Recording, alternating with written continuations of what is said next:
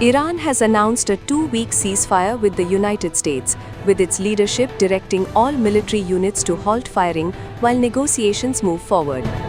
However, Tehran has made it clear that the pause in hostilities does not signal the end of the war. In a statement broadcast on state-run media, Supreme Leader Mojtaba Khamenei instructed all branches of the armed forces to comply with the ceasefire order. He emphasized that while military operations must stop for now, the broader conflict remains unresolved.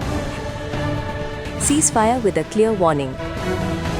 Iran's leadership underscored that its forces remain on high alert despite the temporary truce.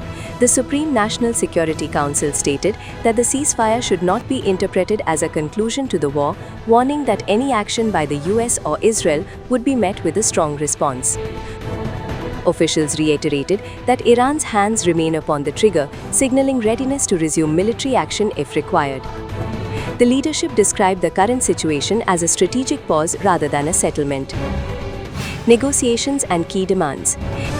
The ceasefire follows weeks of intense conflict that reportedly resulted in significant casualties across multiple countries.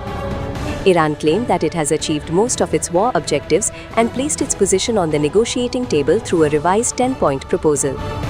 The proposal includes demands such as controlled passage through the Strait of Hormuz under Iranian coordination, withdrawal of US forces from the region, lifting of sanctions, release of blocked Iranian assets, and compensation for damages. Tehran has also called for these terms to be formalized through a binding UN Security Council resolution. Talks are scheduled to take place in Islamabad on April 10 and are expected to last 2 weeks with the possibility of extension. US response and conditions. US President Donald Trump described the agreement as a double-sided ceasefire, stating that American military objectives had been met. He said the 10-point proposal from Iran provides a workable basis for negotiations. However, the ceasefire remains conditional, with the US insisting on the immediate and safe reopening of the Strait of Hormuz as a key requirement for moving towards a long-term agreement.